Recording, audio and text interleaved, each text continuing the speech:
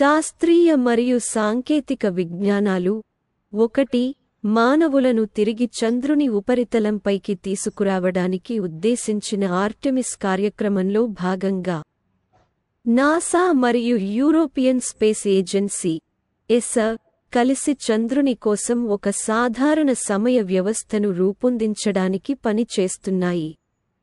వివిధ దేశాలు మరియు ప్రైవేట్ సంస్థల నుండి మిషన్లను నిర్వహించడానికి ఒక సాధారణ సమయపాలన వ్యవస్థ యొక్క అవసరాన్ని తీర్చడం ప్రాజెక్ట్ లక్ష్యం. 2 Nvidia CEO Jensen Huang company యొక్క సంచలనాత్మక తదుపరి తరం AI చిప్ ప్లాట్ఫారం రూబిన్ 2026 విడుదలకు సిద్ధంగా ఉన్నట్లు వెల్లడించారు.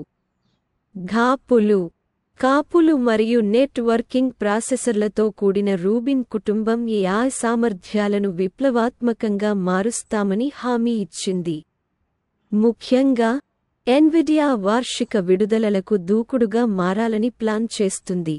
AI పురోగతికి అనుగుణంగా మరియు దాని మార్కెట్ ఆధిపత్యాన్ని కొనసాగించాలని లక్ష్యంగా పెట్టుకుంది. 3 బోయింగ్ మరియు NASA జూన్ 5న ఫ్లోరిడాలోని Cape Canaveral Space Force Station నుండి షెడ్యూల్ చేయబడిన స్టార్లైనర్ వ్యోమనౌక యొక్క మొట్టమొదటి సిబ్బందితో కూడిన విమాన పరీక్ష యొక్క అత్యంత ఎదురుచూసిన ప్రయోగానికి సిద్ధమవుతున్నాయి. ఈ చారిత్రాత్మక సంఘటన అంతరిక్ష పరిశోధనలో ఒక ముఖ్యమైన మైలురాయిని సూచిస్తుంది.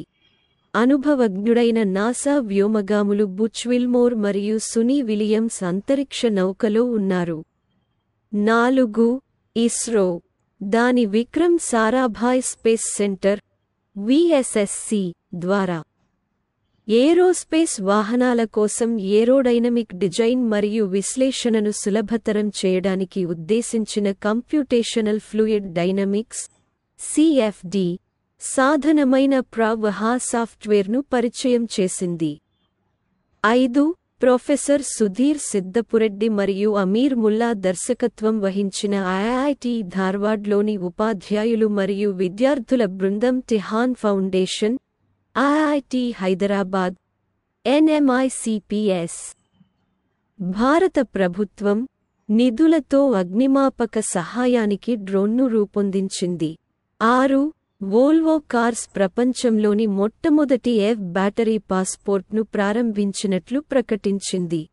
ఇది EU నిబంధనల కంటే ముందుగా దాని రాబోయే ఫ్లాగ్షిప్ EX90 SUV కోసం ముడి పదార్థాలు, భాగాలు, రీసైకిల్ చేసిన కంటెంట్ మరియు కార్బన్ పాదముద్రల వంశాన్ని సూక్ష్మంగా డాక్యుమెంట్ చేస్తుంది.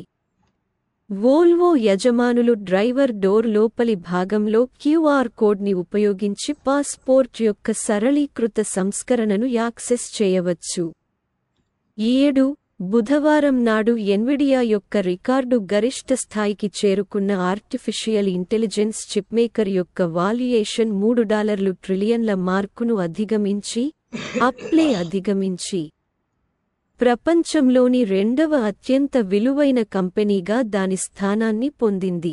ఈ ముఖ్యమైన మార్పు యాపిల్ ద్వారా సిలికాన్ వ్యాలీ యొక్క సాంప్రదాయ ఆధిపత్యం నుండి నిష్క్రమణను సూచిస్తుంది.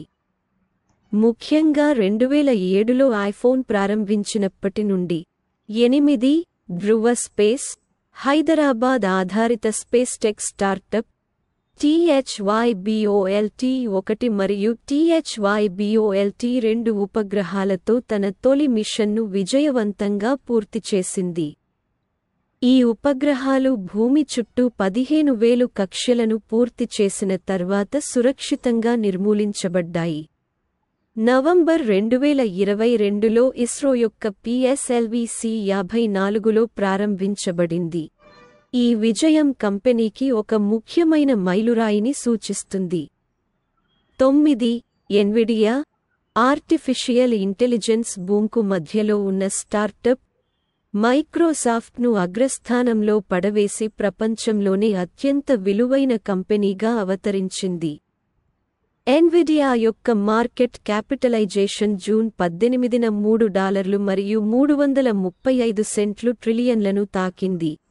చిప్మేకర్ షేర్లు 3.5% పెరిగి $135 మరియు 58 సెంట్లుకి చేరుకున్నాయి. 10. స్పేస్ ఎక్స్ NOAA ప్రోగ్రాం కోసం నాసా యొక్క చివరి ఉపగ్రహాన్ని ప్రారంభించింది. పశ్చిమ అర్ధగోళంలో నిరంతర వాతావరణ పర్యవేక్షణను మెరుగుపరుస్తుంది. ఈ ప్రయోగం 8 గంటల వ్యవధి నుండి ప్రతి 30 నిమిషాలకు సౌర మంటలను పర్యవేక్షించే US సామర్థ్యాన్ని మెరుగుపరుస్తుంది.